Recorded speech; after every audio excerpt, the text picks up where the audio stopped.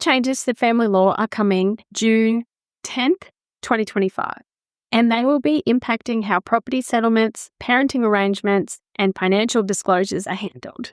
Whether you're separating, already are in the court, or just wanting to stay informed, these updates could affect your rights, responsibilities, and how your case is managed. So we're going to go through 2 fact sheets that have been handed out by the Attorney General's website talking about the changes, and we're going to run through them and go into some depth about the things that are really relevant to you. Welcome, Mum. Hello, Laura. Hello, everyone.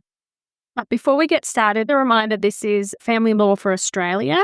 It's also family law for every state except for WA may be slightly different. So please be aware of that. And of course, Mum isn't your lawyer, so please always get independent legal advice as each situation is different. Just a reminder that this episode may be slightly triggering for people. If you feel triggered at any point, please call Lifeline. Or if you've experienced any family violence or assault, please call 1-800-RESPECT. Hello, I'm Laura Furiosi, divorced mother of 3, and I'm here with my mother, Lynette Galvin, with 35 years' experience in family law. You're listening to the Divorce Course podcast. Through our candid discussions, we hope to help you through your divorce or de facto separation. We will be answering the most commonly asked questions and covering the stages and steps that you will face on your way to freedom. So today's episode, we're going to cover the new rules for property settlement and how family violence can factor into that. We're also going to be talking about the changes, basically the addition of rules about companion animals, so your pets, your cats, your dogs, your fish, and whatever else. And we're also going to be talking about the duty of disclosure and the changes to that and what that means for you. And also there's a little bit of changes to children's contact centres and this new thing called less adversarial approaches to family disputes, which Mum says isn't new, it's old, but they've put it back in. Is that right, Mum? Yeah, it's quite old and it's sort of been flying below the radar.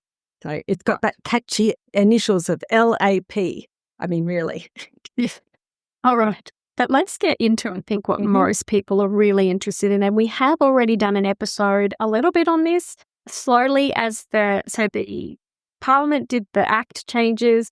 Now the Attorney General has brought out this fact sheet that explains stuff a little bit more. And then on the 10th of June, we'll probably actually see how this comes into play. But so we're just going to go into a bit more depth of what we did last time. If you're interested in that episode, go listen to it. But today I'm going to be talking about what we're seeing on the Attorney General's fact sheets. Let's talk about property settlement, Mum. Yeah. So what's changing? Well, it's massive changes, really. In a nutshell, the court is now going to be able to take into account family violence during relationship, during marriage and post-separation, family violence, coercive control, etc. The biggest changes about family violence and how it's going to be treated by the court from here on during a relationship as a factor that impacts on someone's contributions to a relationship. Another massive change is one that I'm sure everyone was thinking should have been already the law. And that is the court's going to take into account wastage by one party to the relationship during a marriage and also subsequently what happens to the property pool, who's done things to make that property pool worth less. And the court can look into that now and apply the law properly, taking that into account. It's great. Well, let's do wastage second. Let's get into the new way that they're doing property. Yes. So in the fact sheet, Mum, it basically says they're going to identify property and liabilities, which I think is something that they do anyway. Yes. And then they're going to assess the contributions, financial and non-financial, which I thought already was happening. Yes. And then it said they're going to consider current and future circumstances, but they put in there including family violence and economic abuse. And then it says ensuring the financial division is just and equitable. Yes. So it's the only real change there that they've added in family violence and economics. And also wastage, I think, as well. Yes. And what the Act is doing is what the fact sheet that the lawyers got says is that the court must consider whether they should make any order, whether it's just and equitable to make an order. And they can only make an order if they're satisfied it will be just and equitable. And then they've got to, in deciding whether it's just and equitable, have a look at each party's interests at the beginning look at their percentage, so look at their future needs and look at family violence and family split. So at every stage, the court has to consider whether they ought to make an order. So before, they didn't consider family violence as a reason to alter property settlement. No, that's true. They didn't. Only in very rare cases, the famous case of Kennon, Kennon, which I've put on Patreon, recorded on Patreon, that was all we had to go on to persuade the court that our client should get an additional percentage of property pool if they'd been subjected to family violence. But the bar, as I say, was very high. So the court, back in the old days, it was looking for mainly physical injuries and things that impacted your ability to work later on. Now, the court is looking at whether or not a person's family violence towards another person has made the victim's contributions so much harder, and they can make percentage splits accordingly. So what the government has done is saying to the court, yeah, that's a good idea. We like what you did in Kennon's case, but we're going to put it in here and we're going to widen it. And furthermore, we're going to require the court to consider it, okay, along with the other things that they have to do. So currently, the Family Law Act 1975, Section 4AB, definition of family violence. I'm just going to quickly read that out to anyone because they might not know what the definition currently is. Mm-hmm. And then you can tell us how slightly it's changing. But then these are the things they're going to consider when it comes to property settlement. Yes. So it hasn't. So let's be clear. The definition of family violence, I don't think has changed in particular. Okay. We did those changes last year. But the court is causing the judges to consider it more robustly, having regard to the definition while they do a property settlement.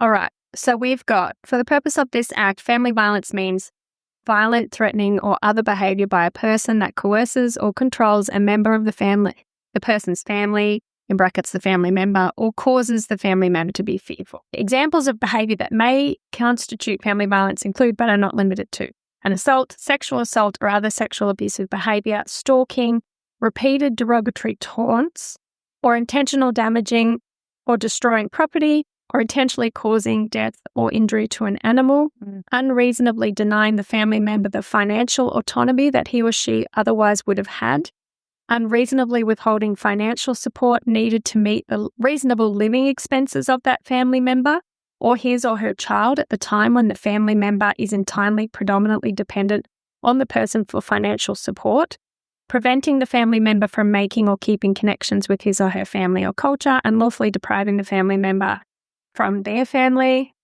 or their liberties. For the purpose of this act, if the child is exposed to family violence, if the child hears or sees family violence, otherwise experiences it or the effects of it. And examples of that may constitute, example, overhearing threats of death or personal injury by the member of the child's family towards another member, seeing or hearing an assault of a member by another member, comforting, yes. Comforting or providing assistance to the member who's been assaulted, cleaning up the site after an assault has occurred or damage to property has occurred, or being present when the police or ambulance are occurred after an incident involving an assault. So that's the definition of family violence, which is horrific in itself. And if anyone has experienced that, I am beyond sorry that you even have to listen to that, let alone experience it. But so the court, Mum, as of the 10th of June, is going to look at all of that and see whether or not they deserve more property. The victim deserves more property. Yes. That's in a nutshell, Rose. That's exactly what it is. I mean, it's traumatic reading the definition of abuse. But, you know, we didn't really have a very substantive definition of family violence beforehand. And it's only 20 years since it would be, well, where are your bruises? You know, well, so I think this is an understanding of what people are going through. The judges have got something to refer to in the definition, so it's not just discretion necessarily. They can refer to it. People can make submissions about family violence, and the court now looks at coercive control as a pattern because the financial abuse is usually a form of coercive control. And so it's really good that comes into the property settlement regime. It has never really been part of the law before because, like I said, Kennon was so rarely used So we're going to have to see how the judges apply the new legislation and what cases are coming out of it and what rough percentages. Because as you know, when a lawyer hears, they're talking to you, they're taking notes about your case, they have a wealth of knowledge about how the court has treated these sort of things in the past. But this is a new law. So I'm excited. I'm very excited about it. I think that people who can control themselves, okay, so a lot of family violence, the person controls themselves when they're at work or in public and they come home and they rampage. So those people who can control themselves outside may well have to start learning to control themselves inside the marriage or relation or cohabitation. Otherwise, they're going to get slaughtered with property.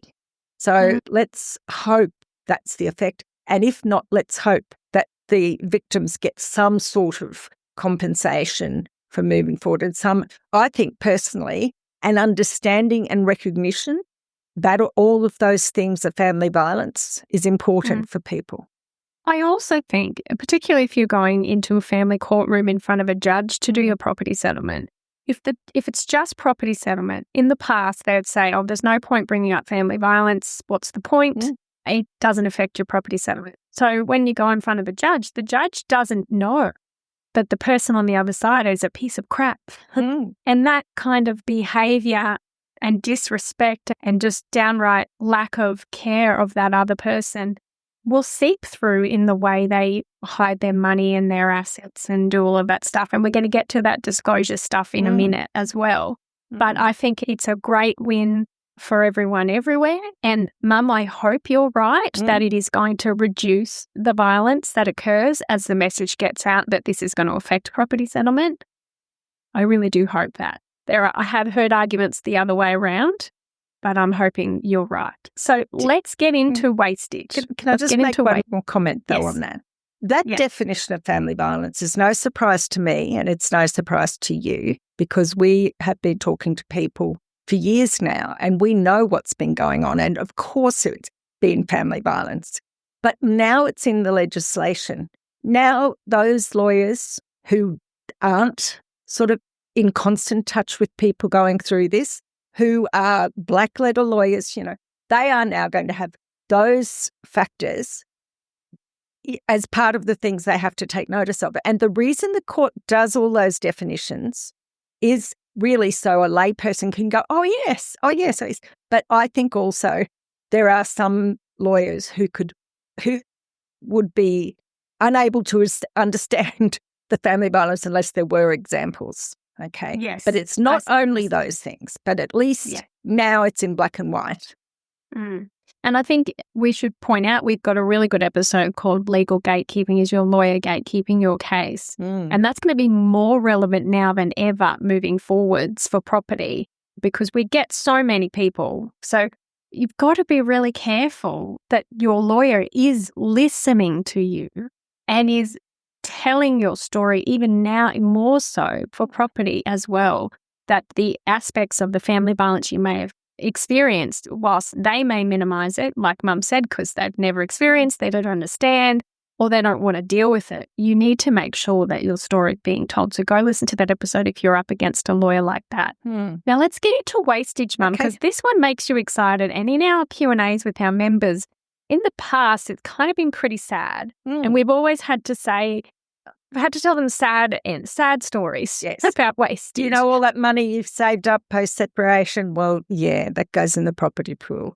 So that's what we used to say. And even as a lawyer and an officer of the court, as I am because I'm admitted in the High Court of Australia as a family lawyer, even I choked on saying that to people. It doesn't matter what's happened. If you've saved up, it's part of the property pool. Or if they've blown the money. Because that was always the case. There'd be one person, one ex would go on 7 holidays overseas, go to Africa, go to Thailand, go, I don't know, all these exotic locations and spend all their money in 5-star hotels and resorts and business class, first class flights. The other person with maybe the children is saving and scrimping because they know they've got to start paying for school shoes and uniforms and all this sort of stuff that they know they're not going to get any help from that other person. Yeah. And then when it came to property settlement, that holiday flights and nonsense doesn't even get included. But the money that the poor person has had to scrimp and save does get split up. That was so unfair. So, Mum, what do these changes mean? And what can we tell everyone now that is good news? Okay, so the good news is, in addition to considering the family violence, they are also able to consider what's been going on during the marriage in terms of support and finances and wastage, and what's been going on since separation in terms of wastage.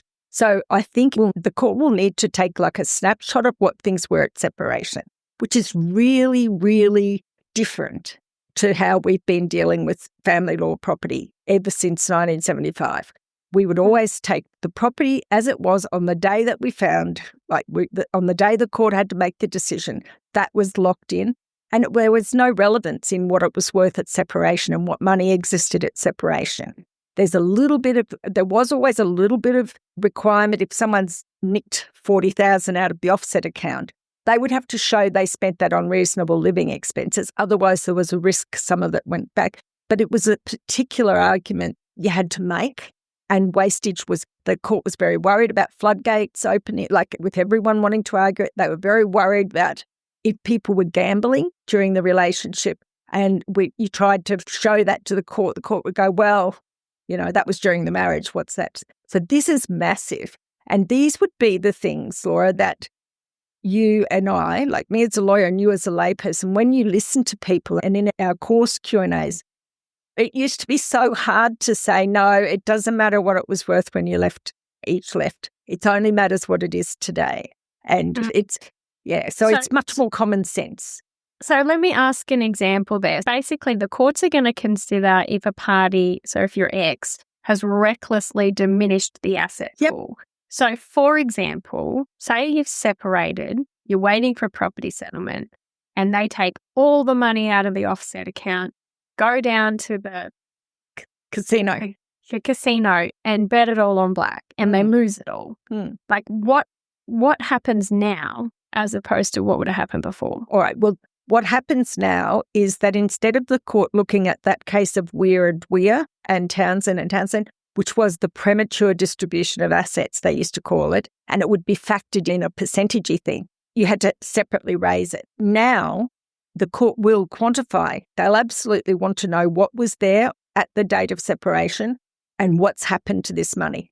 If that, say, $40,000 out of the offset account's been blown at one of the casinos by one person, instead of them going, like that shrugging, now the court's going to go, yes, we will add that back, just like we did in the case of Weir, just like we did in the case of Townsend, which our members know about.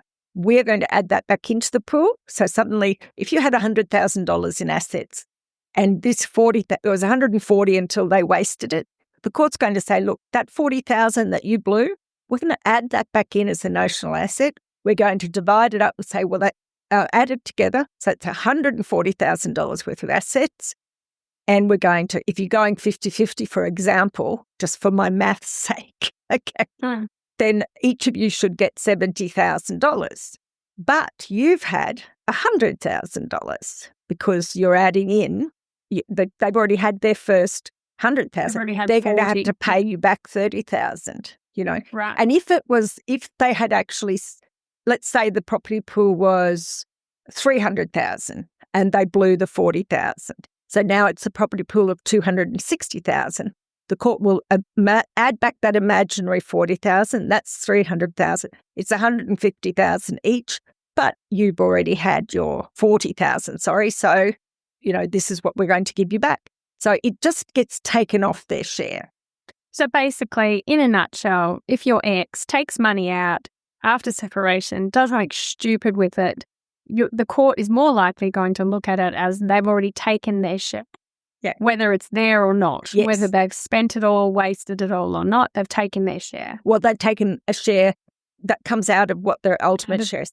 But that's not the only thing about wastage, Laura. The court can also look back at what happened during the marriage. And Oh, wow. yes, during the relationship. And I remember my very first family law case ever back in 1981 that I was involved in.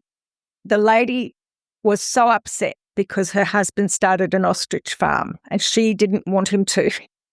And she was beside herself because the property was like, it was heading for nowhere and they had a very profitable cane farm. And so she actually left him so that they could have a property settlement before he blew all his money on this stupid project. So, and she said, good luck with that. If it works, you can keep the profits, and if it fails, it's on you. But now, if she'd said, I didn't want him to buy the ostrich farm during the marriage, but he did anyway. And here's the proof. Yeah. He was headstrong, or he did it. First I knew about it, he'd already done it, and it was a dumb idea, then it may get taken into account. Up until now, the court would say, well, if it had been a success, you'd have wanted to have a share of that. And that's how they used to fob it off. And they used to use that swings and roundabouts sort of story. So there will have to be, I think, some element of an individual acting alone and to the detriment of the property pool. It can't be something where, say, you're both developers and you're developing things, but you're a stay-at-home mum as well, and they go off and make a bad investment. I don't think that counts. It's going to have to be some unilateral thing. Your casino idea is perfect. That's the sort of thing I think that the court is looking at. Okay, so that's good news. I hate saying that animals are property, but I guess they are. So we'll talk about animals in property settlement as well. Yeah.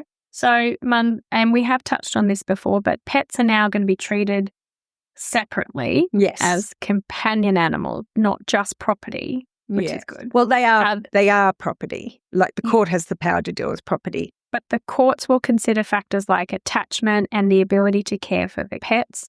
And there'll be no shared cared orders for animals. Only one person's going to be awarded ownership. And they're not going to make orders for spending time with or anything like that.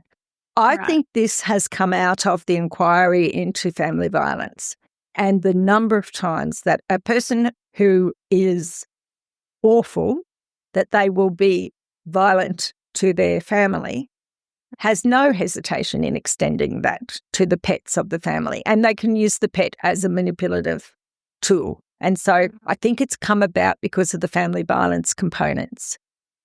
And you do see that definition in there, a harm to a pet or death to a pet. So that is in the definition in the Family Law Act as well. So that is good news for people. But how are you going to prove that the animal is more attached to you than to the other person? Are we going to have independent, you know what I mean? It's going to be tricky. I think it means if you've got children who are attached to the animal or if you're more attached to the animal. No. Not the other way around. No, they're not going to make an order that the children have the animal. It's but I don't think they're considering attachment based on the dog or the cat. I think it's more if you're the one who has all the photos with the cat. It's obviously you're more attached to the cat. If they've got no photos of the cat. Do you know what I mean? Isn't it going to be more like that? Maybe. I think it's going to be more proving, you're the one that takes them for walks. You're the one that feeds them. That kind of thing. I don't know. And we'll find out because wouldn't it be the case that the animal will react badly to the person who's been violent to them? So it's property. It gets dealt with under the property pool. I don't think they give them a value. But before it was just nothing. Unless they were registered pedigree with a dollar value, then they couldn't be devoted. But no, I think that there are families with no children who are desperately attached to their pets. Yeah. And a person who wants to exert control or make a person miserable might claim that animal for their own as a way of hurting somebody. Yeah. Oh, look, and there's also families with children who are desperately attached to their animals. And it's a manipulative tool to get them to come and stay at the other person's house because they're like, well, I've got, Old Yellow, and if you don't come stay with me, Old Yellow is going to cry, and here's a photo of Old Yellow crying. So there's a whole lot of... I've heard it worse. I've got Old Yellow here, but if you don't come over, I'm going to make him sleep outside for the weekend or something like that. That's so cruel, manipulative, and shows a very weird mind. But there's a very high correlation between harm to animals by a person and their propensity for violence. Now, I just want to point out to everyone, you might be thinking, well, that's not very clear. That makes no sense. I don't know, how's that going to work? The thing is, we don't know yet. This is like the next bit of information that we received through the Attorney General's website. This is the next little bit. Mum did try and watch his video, but you nearly fell asleep. Don't say that out loud. I did it. I've attached it to our new course, though, so anyone's welcome to have a look. But yes. The new course isn't out yet. Yeah. But yeah, so I think it's important to note that this is all we've got at the moment. Yeah. Please don't write and ask for more details because we don't know yet. When we do, we will know. Now, Mum, great news. Tell me. Financial disclosure. Yes. The amount of episodes we have done where Johnny won't do his disclosure or Mary's hiding all this stuff. How the heck am I supposed? There's disclosure delays and I'm pulling my hair out. Yep. So the new mandatory duty of disclosure, it's that separating couples must disclose all relevant financial information. That's always been the case, so I don't know why they're saying that's new. But non-compliance can lead to cost orders, fines or imprisonment. Always has been the case. Adverse court decisions. So can you tell me... I'll tell you what's different. Okay, you're invited to our free webinar. Whether you're stuck at the beginning of deciding to divorce or you're struggling to find your way through the legal jargon and fear of the unknown of the legal process, we are here to empower you to take control. Join us to learn what steps you can take, followed by a live Q&A where you get Lynn, my amazing mum, and family law accredited specialist to answer your question. All you have to do is go to www.thedivorcecourse.com.au and click on Reserve My Seat. We'll see you there. Hurry, spaces are limited, so don't miss out. Register today. The new mandatory duty of disclosure, it's that separating couples must disclose all relevant financial information. That's always been the case, so I don't know why they're saying that's new. But non-compliance can lead to cost orders, fines or imprisonment. Always has been the case. Adverse court decisions. So can you tell me... I'll tell you what's different. Okay, please tell us. It's always been practically a hanging offence not to make disclosure in the court. You'd be hit with cost orders. The court may form a very poor view of you at the trial and punish you in percentages, etc. This one makes the lawyers and the mediators, we've got an obligation to make our clients aware that they have an obligation to make full disclosure. And we need to inform them about their duty of disclosure and what might happen if they don't disclose. And in the central practice direction, it's made very clear already if the clients are not going to abide by the rules of the court and the disclosure, then the lawyers should consider their position as officers of the court. And it says straight out and should take the appropriate action, including no longer acting for that party. So what we've got now is you're going to have their own lawyer pushing you to make disclosure. And if they get wind that it's not accurate, they will leave you unrepresented. So that's going to be great.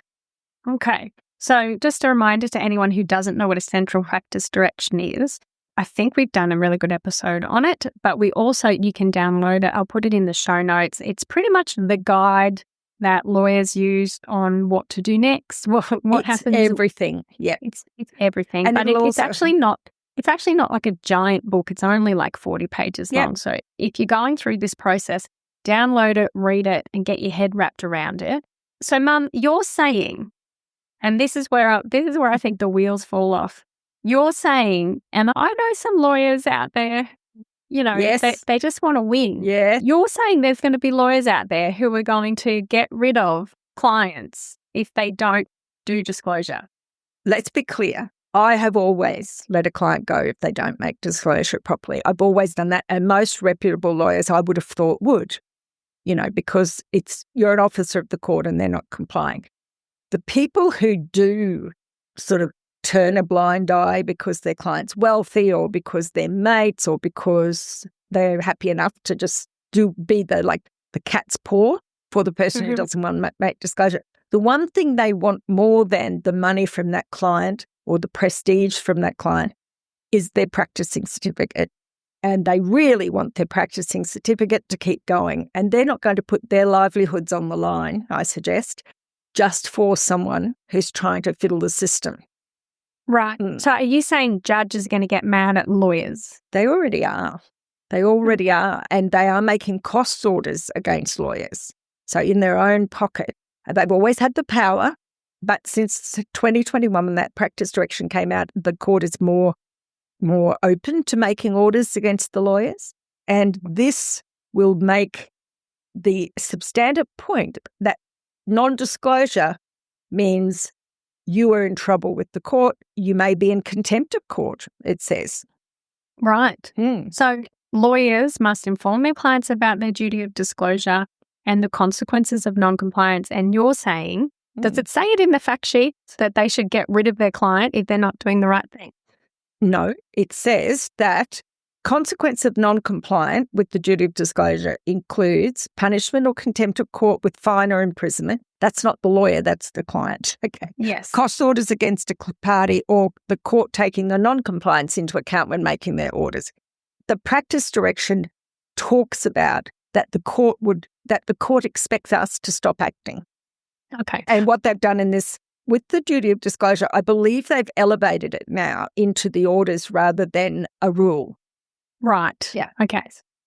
So if you are confused about disclosure, interested about disclosure, or about to do disclosure, go listen to our disclosure episodes. We have a really good disclosure checklist that will help you get all your ducks in a row because it can be very overwhelming. So go and listen to those episodes and download that checklist.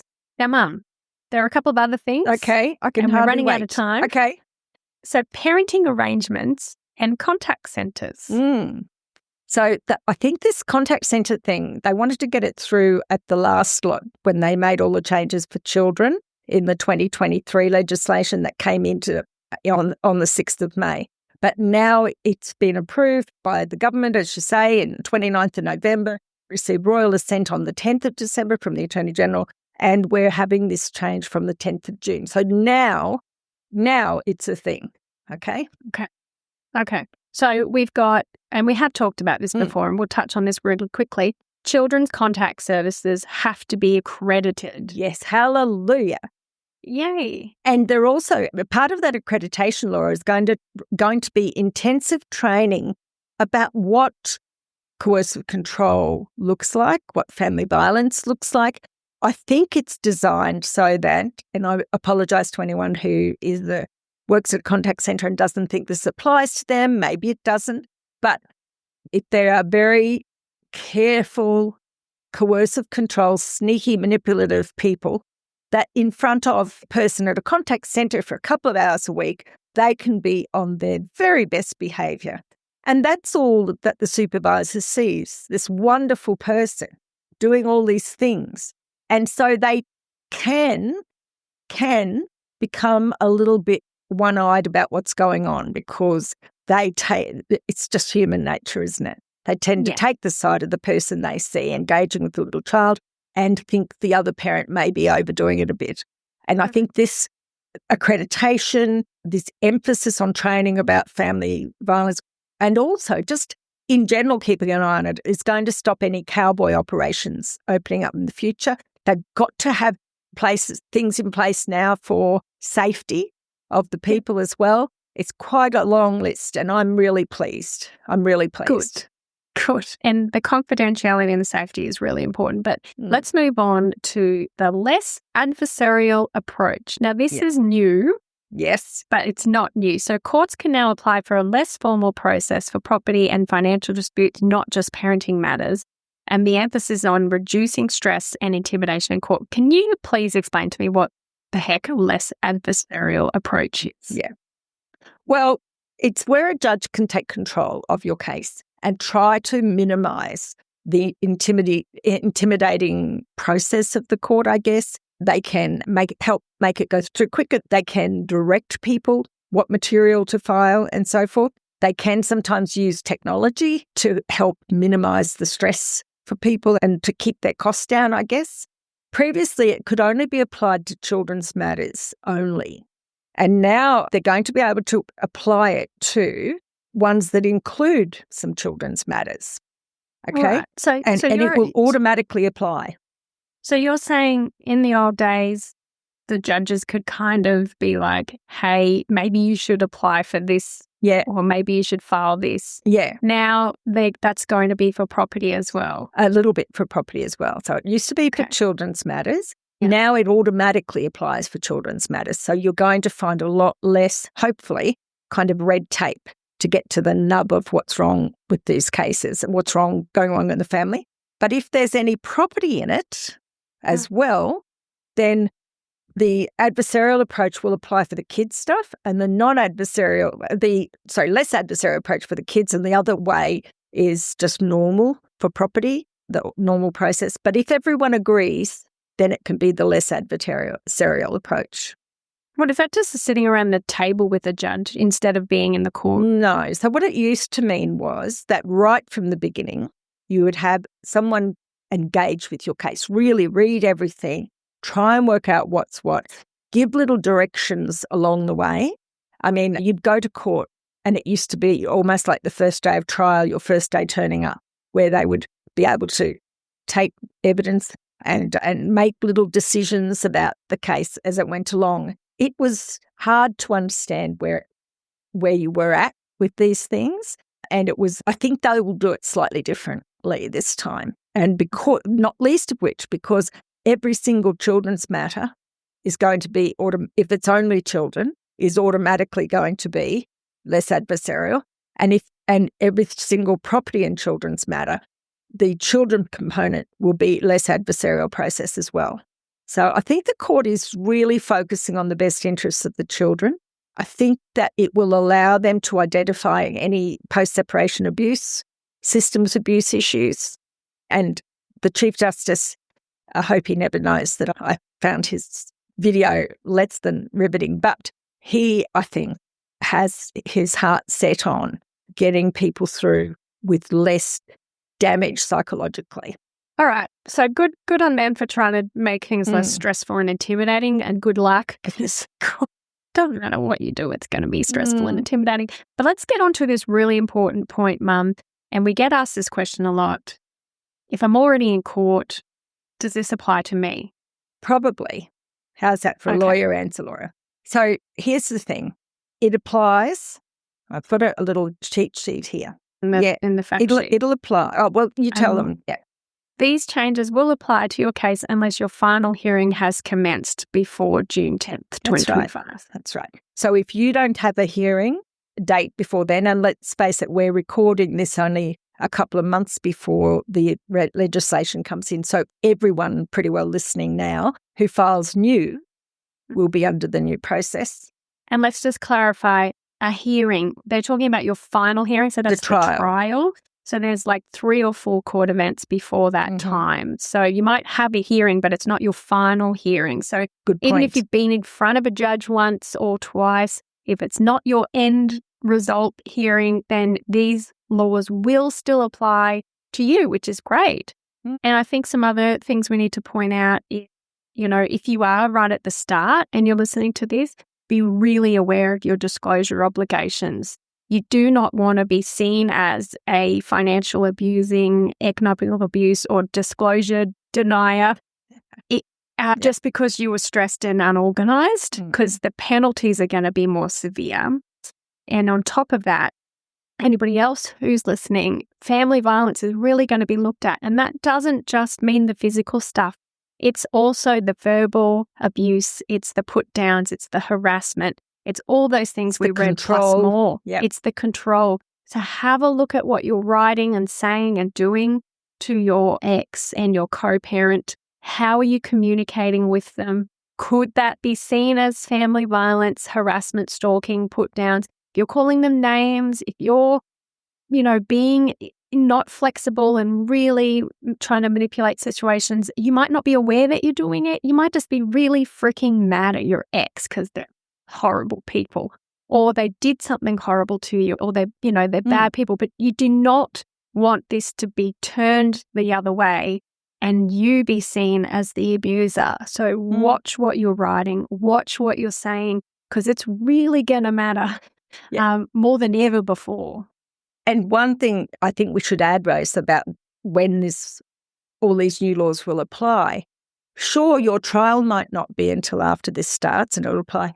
But your evidence that you have been putting in since the beginning of your case, or you might just start putting into court, your affidavits and your notices of risk and all of that, from now, they should be referring to the stuff that's going to be relevant for the final hearing, because you don't want to arrive at the final hearing and you've got your final affidavit, which does have all of that stuff in, but you haven't sort of mentioned family violence before because, as you say, Laura, you're limited to pages, how many pages on an interim matter, and your lawyer might be saying, look, no, don't mention that. It just muddies the waters. You've got to speak your truth. So while I think that it would be great to do a podcast about, do you think your lawyer's wrong? Do you think your lawyer's wrong? Okay. Because people who do the course or have been listening to us have a very good idea, I think, of what's what. And if their lawyer is stuck in the pre-2021 days or before this legislation, hasn't properly trained themselves, I can tell you and our listeners that as we speak, there is intensive training going on. I know the court is training everyone there. I dare say anyone in a contact centre employment situation is getting training as well. And the solicitors are getting, and the barristers are all getting trained about how these new laws will apply. And I hope it sinks in. But if you get someone who says, like you suggested before, oh, don't put that in, it's not really family violence, but, it's that pattern of behaviour, you might think your lawyer's wrong. Okay. So we might need to do that next episode. Okay. I also think another question you need to be asking yourself based on all of this is, am I causing economic abuse? Have a look. Yes. If you are the breadwinner, if you are the person who makes all the money, the other person is solely reliant on you, look at the definitions of family violence and make sure, yes, they may be manipulating the system and making you pay more than it's not fair, but you do not want to be seen as the economically abusive partner. So make sure that you're doing the right things until property settlement, so that, the whole way through, always doing the right thing. But don't be like, no, that's my money, you don't get anything now, and cut them off. And then they're like destitute until property settlement, because that's going to bite you in the bottom as well. And they could be destitute until they bring an interim application to the court, and you either give in at the door of the court or the court orders that you pay. You'll have wasted not only your money on your lawyer, you may be for costs for the other person. I mean, be reasonable. You've got to be reasonable. Yeah. So, Mum, in summary, and look, once there are cases, as we've talked about, when cases come out, we will talk about the changes and how it's going in the courts. But just to recap, the current changes are about property settlement and financial abuse, companion animals, financial disclosure, and parenting arrangements. Yes? The big one. What? Wastage. Protected confidences. Okay, that wasn't mentioned in his little spreadsheet. Oh, it is. I have to do a protected confidence one. Yeah. But so final thoughts is these changes are designed to create, apparently, a more fair and transparent system, particularly around economic abuse and shared parental responsibilities and understanding your obligations. So I think this is really, like you said, Mum, I think they've looked at family violence, they've looked at coercive control, economic abuse, and they're trying to fix it up. They're trying to fix the system. If you are going through that right now, go and listen to some of our other episodes on how this can help you. And we wish everybody the best, as always. We have another episode where we talked about the changes that happened last year. And of course, we will continue to update you. If you want to look at these fact sheets, there's actually 3. There's one that's in like picture graphs, like emojis and stuff. Right. So it's really dumbed down. And it's in many languages too. Yes. So I'll put the link to that. I'll put the legal professions one in as well, in case you want to read their stuff. And I'll also put it in the one written for lay people, so you can have a look at all of it. So we've really only scratched the surface of what wastage will mean as well and things. But there's also another element, and that is the protected confidences, where a person can raise the issue with a judge. It, I think, is going to need to be maybe in another episode, because there's a lot to it. Right. But it's generally referring to subpoenas being issued to your psychologist or your kid's psychologist or psychiatrist, and how the court is going to deal with those and stop people using them against a person in court. It's Do you shocking. know that's not in the fact sheet for normal people? For normal They people. just left that out. You know, Well, but left isn't that that one the out. most important thing? Like, I mean, we tried to get the court, the government wanted to get that through with the children's stuff, and it fell at the hurdle. So, Disappointing, yeah, but but it's in now. well done. Yeah. Well done on everyone for getting this through. Yes. And we look forward to seeing how it goes through and how this happens and helps you. So Yeah. if it's affecting you now, if you're noticing the changes now, we'd love to hear from you at the Divorce Please Course do. Podcast at gmail.com.